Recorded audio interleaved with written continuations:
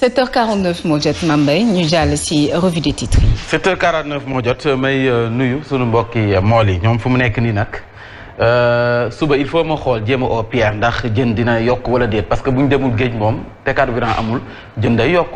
malheureusement donc loolu il faut ñu xool ko parce que gars yi seen njëkkataraay faw ñu am ko nag ndax lu am solo la.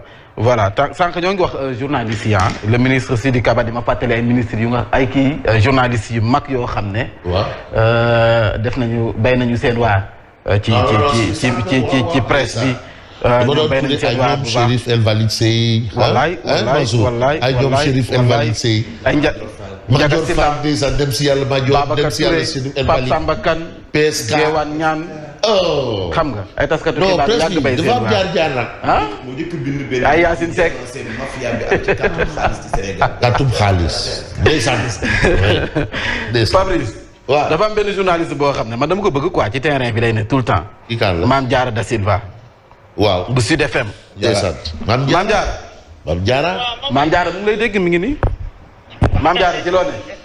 maa ngi sant yàlla bu baax. Fabrice mu ngi lay nuyu El Hadji Mansour mu ngi lay nuyu Yacine Seck mu ngi lay nuyu. non maa ngi koy fay moom Fabrice Ngema. l'autre là comment est-ce qu'il s'appelle encore. Yacine Seck mi ngi fi Mansour Diop a ngi fi. Mansour sama xarit. yàgg loolu de longue date. da ngeen Mame Mbaye dafa may expliquer benn anecdote balaa nga may poser sa question yooyu. kii nu mu tuddati Mansour. waaw temps mu nekkee RFM. daan commencé journal xamul ne booy journal sa portable. da nga koy def vibreur. wala nga fay ko Mansour daal damay bàyyi ba mu nekk ci digg journal bi rek moo woo ma dégg sa portable bi sonné day décroché rek wax ma lu ñaaw. maa ngi journal xam ma ne ko c'est pour que ngay def sa portable vibreur. nga ci sonné en direct def naa ko 2 fois. moo neex. loolu moo la neex quoi. maa ngi Yacine aussi nee na mu ngi lay nuyu baax Yacine topp gisuma ko ci suba. Fofana tey dafa daw. ok ak Pape. non dafa am ay tolof. Fofana dafa daw Mame Diarra Da Silva ndeysaan. mais Mame Diarra ñàkkum kérosène bi yow ak carburant bi. boobu nekk moom Manoré la nekkul boobu. nee na boobu yaa ngi doon Manoré FM. Mansour la voix des femmes. voilà wax na dëgg. mais loo wax si Sophie Gladima. Sophie Gladima nee na kii am na xel yi daal. on gère. non bu problème amee xam nga say tension moo am ci kérosène bi. moom en tant que la tutelle mu génn mu wax ne que de tension amul y a pas de quoi s'inquiéter. dañuy toog ñu xaar. du noonu. ñu xëpp suñuy gën di xool. ah waaw y a rien à dire on a qu'à attendre pour voir. mais par contre. waaw. man sama souci bi gën a mag c'est par rapport ak gaz bi manque de gaz bi. gaz am c'est vraiment un gros souci pour ménages yi. Je pense qu'il faut qu'on trouve une solution. il faut ñu trouver solution. ce gaz moom parce que léegi moom boo xoolee femmes yu bëri par exemple quand je prends le cas de Dakar. Dakar pour nga toggee këriñ sa karo yi day tilim maintenant parlons pas. keroog rek ñu ngi ci doon discuter ñun en réunion de rédaction. ñu doon wax ne ma ne leen ici y a pas de gaz et qu'il y a pas de charbon ngeen toggee matt gars yi ne fu ñuy toggee matt ma ne ngeen dem kaw terrasse. Dakar kër yi nu mu mel kenn mënu fee non c'est impossible c'est impossible toggee kii donc il faut que ñu dimbale ñu ci gaz bi daal sonn nañ trop Mame Mbaye sonn nañ. jaajëf non dama doon sonal rek ci fajar bi. xam nga sama jigéen la heureusement ma jóg. non da ngay dem réunion de rédaction jaajëf. allez bonne journée à vous également. c'est que dafay nekk terrain ba léegi. yéen am na question ma leen di poser ministre bi. waaw Sophie Gladima. ban solution alternative la proposer diggante 20 ba 23 carburant auto normal super ak gasoil wala kérosène bi ñuy wax aéroport AIBD yéen journalistes xam nga defuñu distinction boobu. alors que ñun. ñi nga xam ne bul génn sa bopp ci journaliste yi daal. non c'est que journaliste c'est que dama def remarque poser question journaliste parce que benn fournisseur bi ñu am. waaw mu téye monopole bi moo génne benn communiqué bëx ki démb. monopole. altine. nii di ko commencé tey àllarba ba 2 semaines suñu kanam dina am jafe-jafe ci joxe kérosène ni mu jaadoo. waaw. waa aéroport AIBD essence au plan. waaw waa AIBD def li tubaab di wax prend acte. waaw daal di ñëw itam génne communiqué ni bépp roppalaan bi wàcciti na nga waajal na nga fàggandikoo doo génne waatee. waaw ndax du ñu am carburant. waaw moo loolu leer na. waaw ministre bi nee na démb dañoo gaawtu ci annonce bi wane itam xëy na gaaw a gasax mais gaaw nañu pour trouver solution. wax na Vivo Énergie Total ñu ngi def seen kéemtalaay kantan dinañu indi carburant mais fii ak booba wax nañu Petrosen. waaw mu commencé tey 20 ba samedi 23 moom mooy joxe carburant bi. am na benn bateau bu disponible. ban carburant. kérosène ba ca AIBD wala essence pour oto yi wala gasoil pour oto yi parce que ñett yëpp a manqué. ban la ci wax. station de kérosène. est-ce que du kérosène. yu ci bëri. kon amuñu solution ci woto yi ci avion yi la ñuy jéemoon solution pour 3 jours. àllarba alxames aljuma samedi. donc amul carburant doo daw na ngay toog di xulli nii. waaw léegi bu ñu demee ba samedi. samedi bokkul ak 2 semaines bi kii joxe kérosène wax Yacine. kii joxe kérosène 2 semaines la wax. moom nag fii ba samedi la ñu am benn alternative bu jógee ci waa Petrosen. waa Petrosen. dinañ ko gëstu fii mool wu dëgg mool wu dagg la de. dinañ ko gëstu dañu war a jàngale communication. yow Mansour mu ngi di. maa mën a Yacine yow nga ni le Sénégal n'est pas en rupture de produit d'hydrocarbures. Mansour bu demee pompe gisul carburant. mu tudd.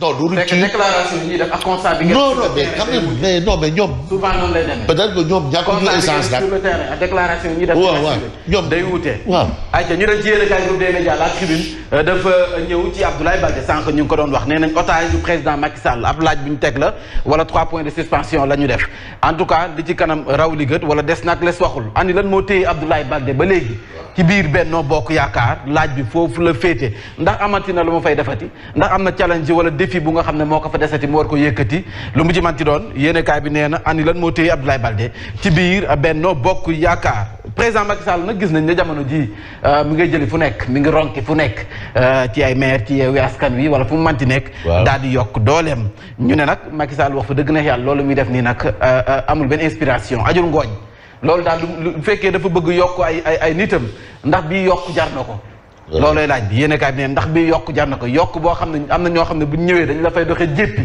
ndax jar na ko en tout cas yéen a kaay bi samp laaj également jëm ci Sophie Gladima moom ci boppam ministre bi ñu dénk wàllum pétrole ak énergie moom nag nee na fu mu nekk ni wax fa dëgg neex rupture amul ñàkk produit pétrole yooyu noonu amul ñàkk boobu noonu ñuy wax amu fi jarul yuuxu jarul yëglu jarul takkaay mox say xonq ndax situation bi maîtriser nañ ko situation certes reste tendue mais maîtriser nañ ko pour le moment ko jarul yuuxu xam naa nag bu génnee dem ci station bi ndax dana fekk carburant am déet du dem station ndax ay bon la ñu yor waaye bon ba xanaa boo demee nañ la sonal mais ay bon la ñu yor bon ba xanaa boo demee ci station nga koy sole fii kenn xëccalu la rek sa kër pour nga charger de da ngay def station nga charger aca ñu dem si l'hôpital bu Louga xam nga ne gars yi démb ñu ngi woon ci audition yi ak déglu gi waaye nag am na ci ñeenti sage-femme yu nga xam ne nii fa mu nekk caabi pour le moment daf leen féetee ni ginnaaw le temps ñuy woote procès bi nee nañ 27 avril la loolu moom mooy dogal bi nga xam ne moom moo wadd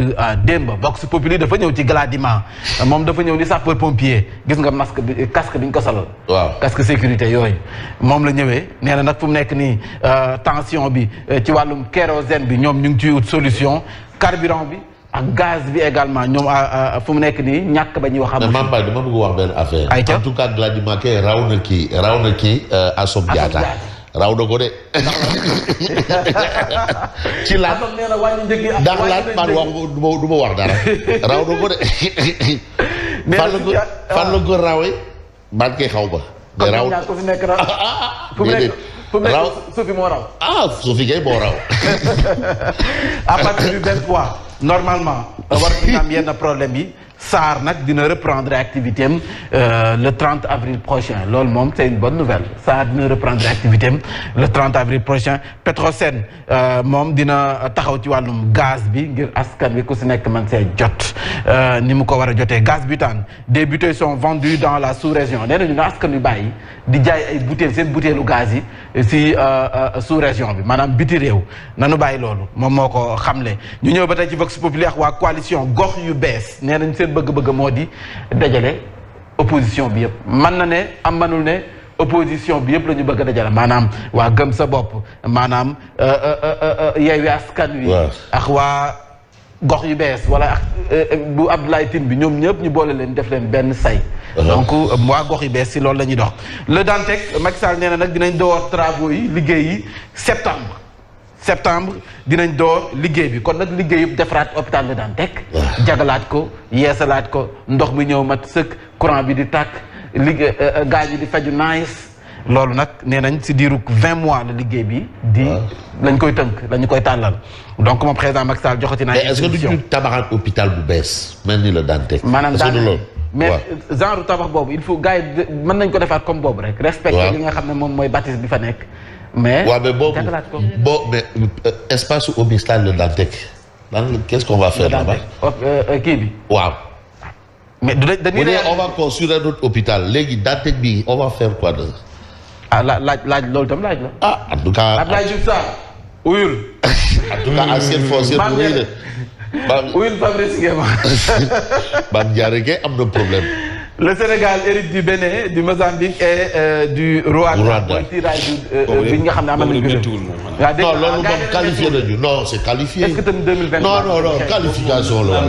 non Sénégal doo raw naan meew la ko doxantu la boobu méttiwul waaw boobu doxantu la pénurie de kérosène le Sénégal se tire une balle dans le pied man li nga toog ci bant ba noppi daal di koy dagg ngir daanu Sénégal dafa mel ni moo lor boppam en tout cas yéen a kaay foofu la ñëw waaye terewul nag Sophie Gladima ministre du pétrole et des énergies nee na situation bi certes dafa tendu rek waaye ñàkk amu fi kon jarul yuuxu jarul yëkkati seen kàddu cible des charlatans maanaam ñi nga xam ne mooy njabarkat yi ñañu teg bët moo di sunu mbokki puune yi mooy albinos yi parce que yenn saa yi ñeneen dañ leen jàpp wàllum sacrifice ak yooyu loolu moo tax nag ñoom it seen kuréel gi génne nañ seen pataar ndax saa bu ñuy waaj a dem ci ay élection ñoom dañuy wax parce que dañuy faral di wax ne dañ leen di sacrifier ñoom puune yi loolu moo tax nag ñu yëkkati seen kaddu ayca ñu jàll ci li nga xam ne rek moo di le témoin dafa ñëw ci Amadou Ba est-il encore un cheval gagnant Amadou Ba ndax jàppale ne moom ndamu Dakar ci 2017 législative yi présidentielle 2019 dafa mel ni ku tegoon ci loxoom ndax Amadou Ba boobu amoon ndam moo fi nekk ba tey. ba léegi am beneen ak si diggante bi dañu koo cuub am si diggante bi doole ji dafa wàññeeku. mais c'est-à-dire moment bi Amadou Ba il était le ministre des finances léegi il est ministre de la République ana foofu. c'est ça en tout cas. tout puissant ministre des finances. moo nekkoon borom. waaw. yoroon législative bi moom wuu. xëy. mais bi est-ce que Amadou Ba boobu moo fi nekk ba léegi. loolu mooy question bi parce que liggéey bi moom il faut nga am xaalis bu bëri. jeex na. perturbation 72 heures waa ànd ci hôpitaux yi. ak établissement de santé yi. mooy bërëb bu fajukaay yëpp nag jàppale ne 72 heures tey ji la ñu koy tàmbali liggéey ba nag dafay xala sooxee ànd gësam nee nañu nag fi mu nekk nii xeex ba dañu koy wéyal mooy seen 5e plan d'action gaañu kon ñangasa Barthélémy Dias mujj na nag maanaam recruter ki nga xam ne moom mooy capitaine Touré. Ouma Touré mujj na ko jël gannaaw nag ba ñu ko génnee ci l'armée bi génne ko ci dàq ko ca IAM Barthélémy Dias mujj na koo jël mujj naa jël kii tamit Guy Marius Sagna parce que loolu la waxoon wala jëlagu ko. Guy ñëwagul déggoon naa annonce bi de. Guy ñëwagul parce que dafa waxoon ne daf koy jël moom it.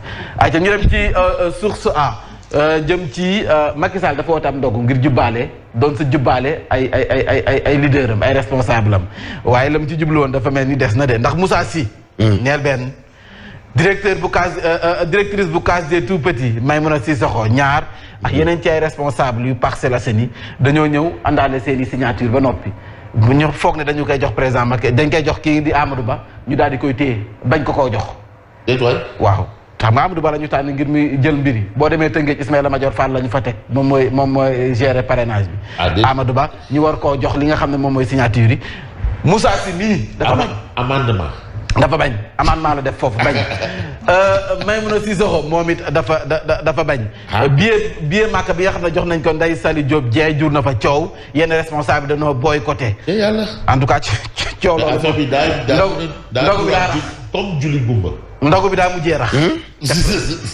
ñu ñëw ci hôpital Le Dantec 60 milliards la ñu génne ngir nag door liggéey bi defaraat li nga xam ne moom mooy hôpital bi affaire Astou Sokhna mu benn njaw mu ngay wéy di sa desu xambin ndax ñeent sage-femme yi sous mandat de dépôt lañ leen def foofu noonu nag liggéey ba si diiru 3 jours 72 heures dañu ko arrêté ndax gaañu ñu ngay ñaxtu ba léegi l'observateur dafa ñëw ci 72 heures yi nga xam ne syndicat de la santé ñu ngi sa nee nañ mercredi des cendres la ñu ko tuddee ci waa ànd gësëm waaye nag suba alxames ànd buddi médecin yi journée noire la ñu ko wootee li nga xam ne moom mooy waral seen pharmacien yi ñoom it vendredi ñoom it ñoo ne àjjuma donc kon nag ñetti fan yëpp dañu ko ci ratlé ku si nekk jot nga sa jamono yooyu tawat moom tawat du xaar ku feebar non ku feebar moom aussi Sénégal bi feebar bi sax wóorul bëñ buy métti sax boo ko fi amee wóorul comme ça wala nga dellu pajum cosaan biiru tàjjee sax wóorul biiru tàjjee wóorul si Sénégal feebar fi wóorul de boo feebaree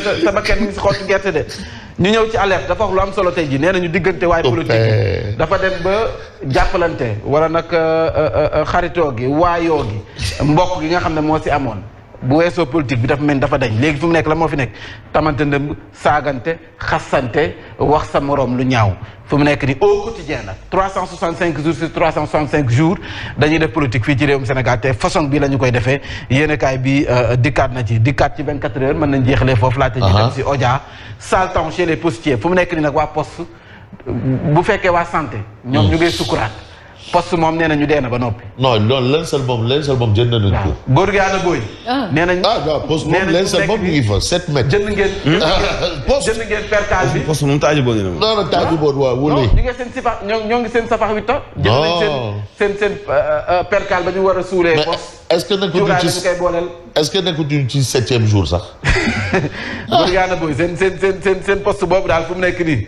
poste doy na waar de te directeur bi lañ ci joxoñ baaraam ñu ñëw ci Sophie Gladima ci Odia.